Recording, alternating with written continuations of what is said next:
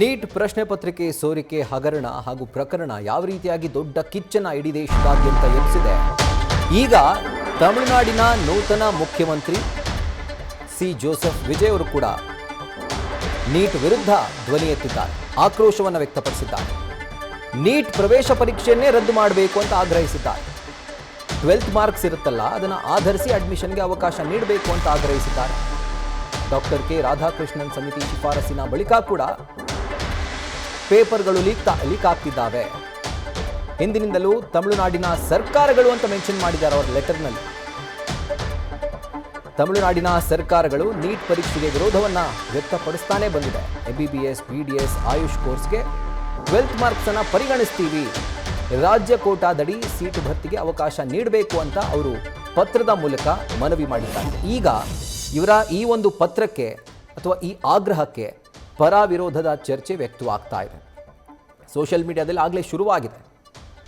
ಕೆಲವೊಬ್ಬರು ಹೌದು ವಿಜಯ್ ಅವರು ಹೇಳೋದು ಕರೆಕ್ಟ್ ಅಂತ ತಮಿಳಿನ ಜನತೆ ಅವರಿಗೆ ಸಪೋರ್ಟ್ ಮಾಡಿದರೆ, ಇನ್ನೂ ಕೆಲವರು 12th ಮಾರ್ಕ್ಸನ್ನು ಪರಿಗಣಿಸಿ ನೀವು ಸೀಟ್ ಅಲಾಟ್ ಮಾಡ್ತೀರಿ ಅಂತಂದರೆ ಅದು ಅಂಧ ದರ್ಬಾರ್ ಆಗುತ್ತೆ. ನೀವೇ ನಿಮ್ಮ ಭೈರವ ಫಿಲ್ಮ್ನಲ್ಲಿ ಮಿನಿಸ್ಟರ್ಗಳು MBBS ಸೀಟ್ಗಳನ್ನು ಮಾರ್ಕೊಳ್ಳೋದ್ರ ಬಗ್ಗೆ ಬೆಳಕು ಚೆಲ್ಲಿದ್ದೀರಿ, ಈಗ ನೀವೇ ಅದಕ್ಕೆ ಅನುಮತಿ ಕೊಟ್ಟರೆ ಹೇಗೆ ಅಂತ ಈ ರೀತಿಯಾಗಿ ಪರ ವಿರೋಧದ ಚರ್ಚೆ ಸೋಷಿಯಲ್ ಮೀಡಿಯಾದಲ್ಲಿ ಶುರುವಾಗಿದೆ.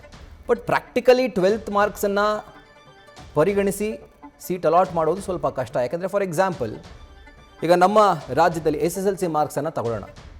625ಕ್ಕೆ 625 ತಗೊಂಡಿರುವಂಥ 7 ಜನ ಇದ್ದಾರೆ. ಸೊ ಅದೇ ಥರ PUCಯಲ್ಲೂ ಅದೇ ಥರ ಆಯಿತು ಅಂತಂದರೆ 7 ಜನಕ್ಕೂ ಒಂದೇ ಕಾಲೇಜಲ್ಲಿ ಕೊಡ್ತೀರಾ, 7 ಜನಕ್ಕೂ ಅವ್ರಿಗೆ ಇಷ್ಟ ಇರುವಂಥ ಕಾಲೇಜಲ್ಲಿ ಕೊಡ್ತೀರಾ? ಇದು ಕೇವಲ ಫಸ್ಟ್ ರ್ಯಾಂಕ್ ಮಾತ್ರ. ಇದೇ ಥರ ಎಷ್ಟೋ ರ್ಯಾಂಕ್ಗಳಿರ್ತವೆ. ಆಗ ಮಾನದಂಡ ಏನು ಸೀಟ್ ಅಲಾಟ್ ಮಾಡಲಿಕ್ಕೆ?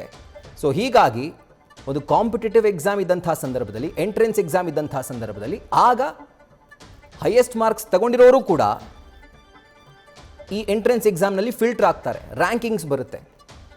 ಸೊ ಗೊತ್ತಿಲ್ಲ ಯಾವ ನಿಟ್ಟಿನಲ್ಲಿ ತಮಿಳುನಾಡಿನ ನೂತನ CM ವಿಜಯ್ ಅವರು ಈ ಒಂದು ಆಗ್ರಹವನ್ನು ಮಾಡಿದ್ದಾರೆ ಅಂತ. ಸೊ ಈ ಒಂದು ಆಗ್ರಹ ಅಂತೂ ಪರ ವಿರೋಧ ಚರ್ಚೆಗೆ ಕಾರಣವಾಗಿದೆ. ನ್ಯೂಸ್ ಫಸ್ಟ್ ನಿರ್ಭೀತಿಯಿಂದ ನಿಮ್ಮ ಪರವಾಗಿ.